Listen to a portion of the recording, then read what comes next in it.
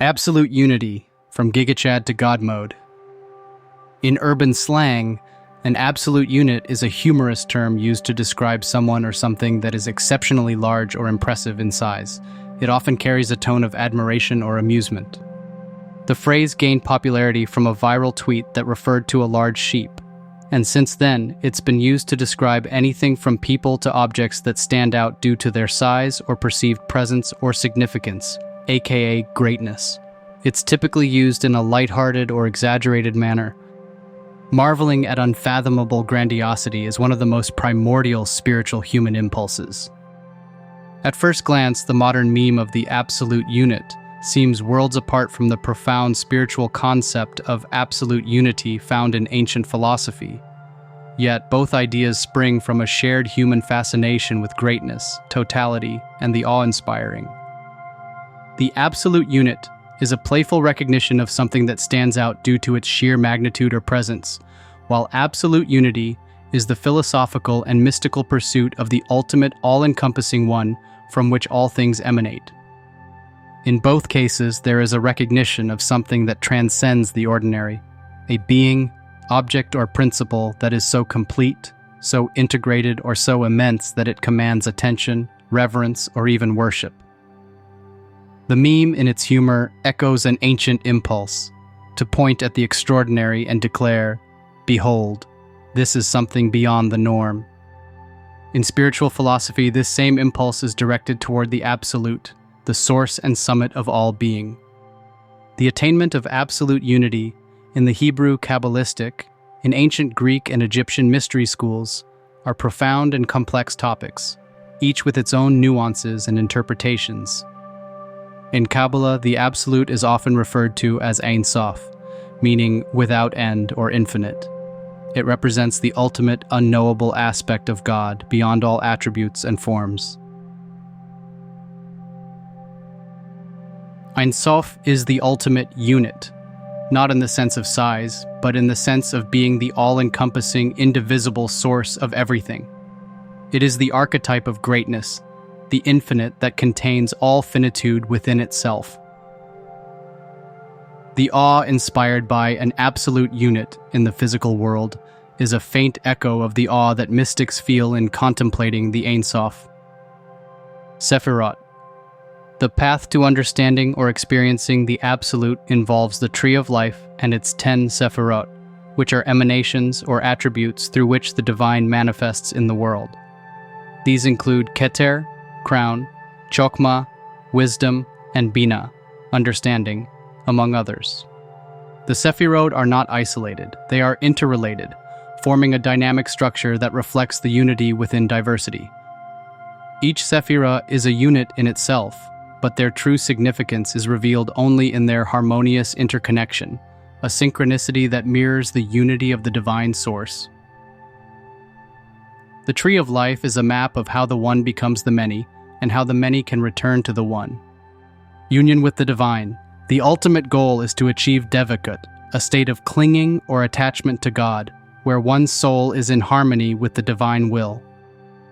Absolute unity as spiritual aspiration. Devakut is the mystical realization of unity, not just intellectual or emotional, but existential. It is the dissolution of the separate self into the absolute, the merging of the individual unit with the cosmic unity. This is the spiritual analog of the meme's celebration of greatness. The soul becomes an absolute unit by uniting with the absolute unity. Kabbalists seek mystical experiences and insights that transcend ordinary understanding, often through meditation, prayer, and study of sacred texts. Mystical experiences often involve synchronicities, meaningful coincidences that reveal the hidden order of reality. In Kabbalah, these moments are glimpses of the underlying unity, the interconnectedness of all things in the divine plan. The first sephirah, Keter, describes the divine superconscious will that is beyond conscious intellect.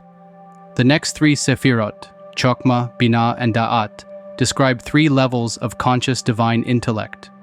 In particular, Da'at represents Keter in its knowable form, the concept of knowledge. Will and knowledge are corresponding, somewhat dependent opposites. The 7 subsequent sephirot, Chesed, Gevurah, Tiferet, Netzach, Hod, Yesod, and Malkuth, describe the primary and secondary conscious divine emotions.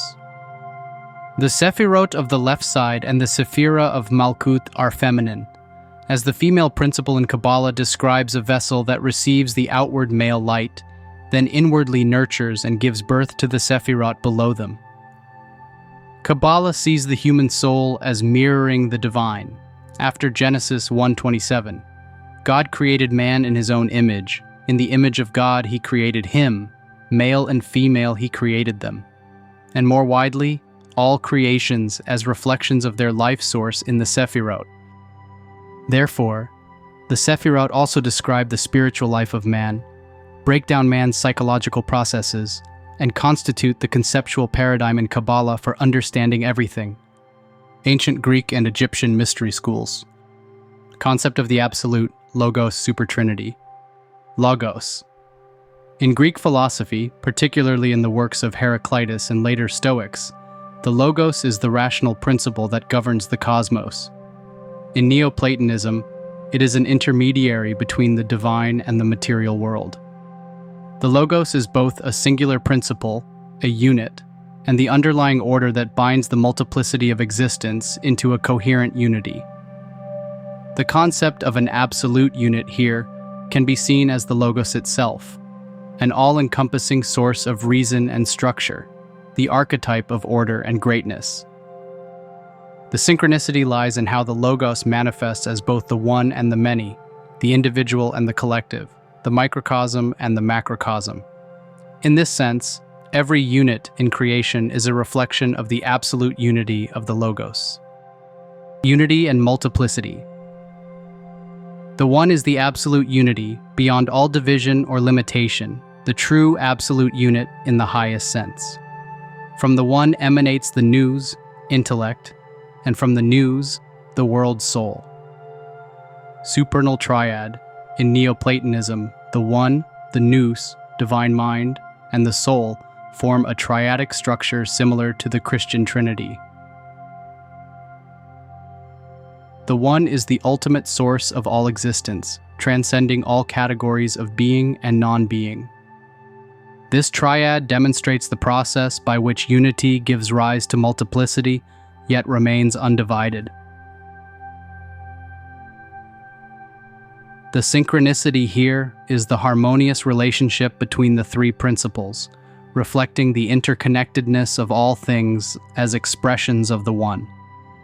The absolute unit is not just a thing of size or power, but the indivisible source from which all unity and greatness flow. Egyptian mysteries. The concept of ma'at, truth, balance, order, in Egyptian tradition reflects an understanding of cosmic order and harmony, akin to the Greek logos. The mysteries often involved initiatory rites aimed at spiritual rebirth and understanding of the divine order. Ma'at is the principle of math, the principle that holds the universe together, the cosmic law that ensures everything is in its proper place. In this sense, Ma'at is both the absolute unit, the standard, the measure, and the absolute unity, the harmonious totality. The Egyptian initiates sought to align themselves with Ma'at, to become embodiments of this cosmic order. The synchronicity between the individual and the cosmos was enacted through ritual and myth, reinforcing the idea that each person, by embodying Ma'at, participates in the absolute unity of creation. Mystical ascent. Both Greek and Egyptian traditions emphasize the soul's ascent to higher realms of understanding and being, often through rituals, meditation, and philosophical contemplation. From unit to unity, GigaChad to God. The mystical ascent is a journey from the fragmented individual self, the unit, toward reunion with the divine source, the unity. Along the way, the aspirant encounters synchronicities, moments when the inner and outer worlds align, revealing the hidden unity behind appearances. The process is both a return to the source and a realization that the absolute unit, the perfected self, is always already an expression of the absolute unity. See my full presentations, Encyclopaedia Philosophorum, The Immortal Trinity of Creation, unfinished, for more lessons on the supernal Holy Trinity in language, symbolism, science, psychology, cosmology, physiology, and more. Also, see my full Symbols of Power Part 3 film series where we already covered these graphics and explanations in comprehensive detail. The Logos and Supernal Triad offer frameworks for comprehending the divine. Egyptian mysteries, with Ma'at, mirror this cosmic order. Mystical ascent is central, aiming for higher understanding. Rituals and contemplation aid the soul's journey. These ancient paths sought the ultimate reality. They explored the divine principle behind existence. These traditions, while distinct, share a common pursuit of understanding and experiencing the ultimate reality or divine principle that underlies the universe. The Hive Mind Invasion of Civilization, a compendium of esoteric science, symbolism, and universal secrets. If you would like to purchase this book, you can head over to my brand new website at liftingtheveil.tv.